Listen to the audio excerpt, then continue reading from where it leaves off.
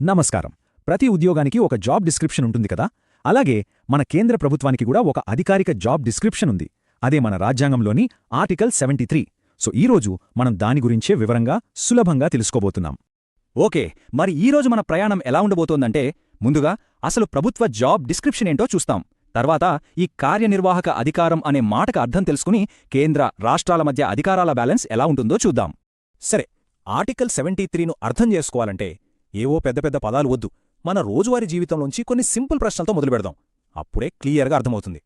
ఇప్పుడు ఆలోచించండి, దేశవ్యాప్తంగా ఒక పెద్ద కొత్త రైల్వే లైన్ వెయ్యాలి. ఇది చాలా పెద్ద ప్రాజెక్ట్ కదా. మరి దీని గురించి ఎవరు నిర్ణయం తీసుకుంటారు? రాష్ట్ర ప్రభుత్వమా, కేంద్ర ప్రభుత్వమా? సరే, అది దేశం స్థాయి విషయం. ఇప్పుడు మన గల్లీలోకొద్దాం. మన ఏరియాలో ఉన్న ప్రభుత్వ హాస్పిటల్స్, మన వీధుల్లో పారిశుధ్యం, వీటి సంగతేంటి? వీటిని ఎవరు చూసుకుంటారు? చూశారా, ఈ రెండు ప్రశ్నలకి వేర్వేరు సమాధానాలుంటాయి. ఈ పనుల విభజన ఏదో యాదృచ్ఛికంగా జరిగింది కాదు. దీనికొక పక్కా రూల్ బుక్ ఉంది.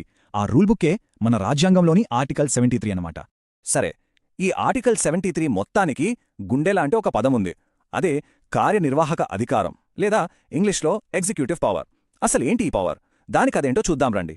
చాలా సింపుల్గా చెప్పాలంటే, పార్లమెంటు చట్టాలు చేస్తుంది కదా, ఆ చేసిన చట్టాలను గ్రౌండ్ లెవెల్లో అమలు చేసే పవరే ఇది. అంటే పనులు చేసి చూపించే అధికారమన్నమాట. ఓకే, థియరీ బానే ఉంది. మరి ప్రాక్టికల్గా ఈ పవర్ ఎలా కనిపిస్తుంది? అంటే ప్రభుత్వ డిపార్ట్మెంట్లను నడపడం, పార్లమెంట్ పాస్ చేసిన కొత్త చట్టాలను అమలు చేయడం, దేశ పరిపాలన అంతా సజావుగా సాగేలా చూడటం, ఇవన్నీ ఈ పవర్ కిందికే వస్తాయి. ఇక్కడొక చిన్న ట్విస్ట్ ఉంది. రాజ్యాంగం ప్రకారం ఈ అధికారమంతా రాష్ట్రపతి పేరు మీద ఉంటుంది. కానీ రియాలిటీలో దీన్ని వాడేది, అమలు చేసేది మాత్రం ప్రధానమంత్రి, ఆయన మంత్రిమండలి. దేశం కోసం అసలు నిర్ణయాలు తీసుకునేది వీళ్లే. రైట్, కేంద్ర ప్రభుత్వానికి ఈ ఎగ్జిక్యూటివ్ పవర్ ఉందని మనకర్థమైంది. కానీ ఈ పవర్కి ఏమైనా హద్దులున్నాయా? అంటే ఏ విషయాలలో కేంద్రం జోక్యం చేసుకోవచ్చు? దాని పరిధి ఎక్కడి వరకు? ఆర్టికల్ 73 చాలా స్పష్టంగా రెండు ఏరియాలను చెప్పింది. మొదటిది, ఏ అంశాలపై అయితే పార్లమెంటు చట్టాలు చేయగలదో వాటన్నిట్లోనూ కేంద్రానికి కార్యనిర్వాహక అధికారం ఉంటుంది. దీన్నే మనం కేంద్ర జాబితా అంటాం. ఇక రెండోది, అంతర్జాతీయ ఒప్పందాలకు సంబంధించిన విషయాలు.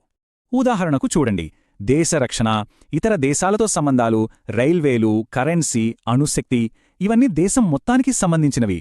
ఒక్కో రాష్ట్రం ఒక్కోలా చేస్తే కుదరదు కదా. అందుకే ఇలాంటి జాతీయ ప్రాముఖ్యత ఉన్న విషయాలన్నీ కేంద్రం చేతిలోనే ఉంటాయి. అంతేకాదు, ఈ అధికారం మన దేశ సరిహద్దులు దాటి కూడా వెళుతుంది. అంటే ప్రపంచ పర్యావరణ ఒప్పందాలు లాంటివి కుదుర్చుకోవడం, వాటిని అమలు చేయడం, ఇవన్నీ కేంద్ర ప్రభుత్వమే చూసుకుంటుంది. ప్రపంచ వేదిక మీద మన దేశానికి ప్రతినిధిగా వ్యవహరిస్తుంది. ఏదైనా జాబ్ డిస్క్రిప్షన్లో ఇవి మీ పనులు అని చెప్పడమే కాదు, ఇవి మీ పనులు కాదు అని కూడా చెప్తారు కదా.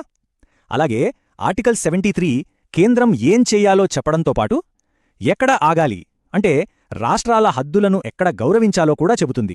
ఈ టేబుల్ చూస్తే మనకు చాలా క్లియర్గా అర్థమవుతోంది. చూడండి, ఒకవైపు డిఫెన్స్, ఫారెన్ పాలసీ లాంటి జాతీయ అంశాలు కేంద్రం చూసుకుంటే, మరోవైపు పోలీస్, పబ్లిక్ హెల్త్, వ్యవసాయం లాంటి స్థానిక అంశాలు రాష్ట్రాలు చూసుకుంటాయి. పక్కా వర్క్ డివిజన్ అన్నమాట.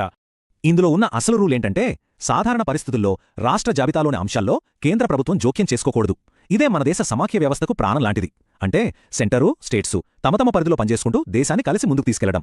సరే, రాజ్యాంగంలో ఇలా రాసిపెట్టారు, బానే ఉంది. కానీ నిజ జీవితంలో, ఆచరణలో దీని పరిస్థితి ఏంటి? కోర్టులు దీన్ని ఎలా అర్థం చేసుకున్నాయి? కొన్ని చాలా ముఖ్యమైన కేసుల గురించి ఇప్పుడు చూద్దాం. 1955లో ఒక ల్యాండ్ మార్క్ కేసొచ్చింది. Ram Jawaya Kapur versus state of Punjab case. ఇందులో సుప్రీంకోర్టు ఒక అద్భుతమైన తీర్పుచ్చింది. అదేంటంటే, ప్రభుత్వానికున్న కార్యనిర్వాహకాధికారం అపరిమితం కాదు. అది ఖచ్చితంగా చట్టానికి లోబడే ఉండాలి. చట్టాన్ని దాటి ఏమీ చేయకూడదు. ఇక మనందరికీ తెలిసిన ఎస్ఆర్ బొమ్మాయి కేస్. ఇది 1994లో వచ్చింది. ఈ కేసులో కోర్టు ఇంకో అడుగు ముందుకేసి సమాఖ్య నిర్మాణాన్ని గౌరవించాల్సిందని చెప్పింది. కేంద్ర ప్రభుత్వం తన ఎగ్జిక్యూటివ్ పవర్ను రాష్ట్రాలకు వ్యతిరేకంగా దుర్వినియోగం చెయ్యకూడదని చాలా గట్టిగా చెప్పింది. ఇది మన ఫెడరల్ సిస్టమ్కి ఒక రక్షణ కవచం లాంటిది. మనం రోజూ చూస్తూనే ఉంటాం కదా, కేంద్ర ప్రభుత్వం తన పనులను వివిధ మంత్రిత్వ శాఖల ద్వారా చేస్తుంది. ఉదాహరణకు ministry of defence, ministry of external affairs, finance ministry, ఇవన్నీ కేంద్రం యొక్క కార్యనిర్వాహక అధికారాన్ని ఆచరణలో పెట్టేవే. సరే, ఇదంతా విన్నాక అసలు ఈ ఆర్టికల్ 73 మనకెందుకు ఇంత ముఖ్యం? సో వాట్ అనే ప్రశ్న వస్తుంది కదా. దీనివల్ల మనకు కలిగే ప్రయోజనమేంటో ఇప్పుడు ఫైనల్గా చూద్దాం. చూడండి, ఆర్టికల్ 73 చేసే పనులు 4. 1. కేంద్రం అధికారాలేంటో స్పష్టంగా చెప్తుంది. 2. కేంద్ర రాష్ట్రాల మధ్య పవర్ బ్యాలెన్స్ ఉండేలా చూస్తుంది. 3. ఎవరి పరిపాలనా పరిధి ఎంతో క్లారిటీ ఇస్తుంది. 4. చట్టాలు సరిగ్గా అమలయ్యేలా చేస్తుంది. సింపుల్గా చెప్పాలంటే ఇది దేశం సజావుగా నడవడానికి ఒక గైడ్ బుక్ లాంటిది. అయితే ఇక్కడే మనకొక ఆసక్తికరమైన ప్రశ్న ఎదురవుతుంది. రాజ్యాంగం రాసినప్పుడు లేని కొత్త సవాళ్లిప్పుడొచ్చాయి. ఉదాహరణకు సైబర్ సెక్యూరిటీ, డేటా ప్రైవసీ. మరి ఇలాంటివి కేంద్ర జాబితాలోకి వస్తాయా, రాష్ట్ర జాబితాలోకి వస్తాయా? ఏ ఒక్క లిస్టులోనూ ఇవి సరిగ్గా సరిపోవు. మరి వీటిపై అధికారం ఎవరిది? ఇది ఈరోజు మనం ఆలోచించాల్సిన ముఖ్య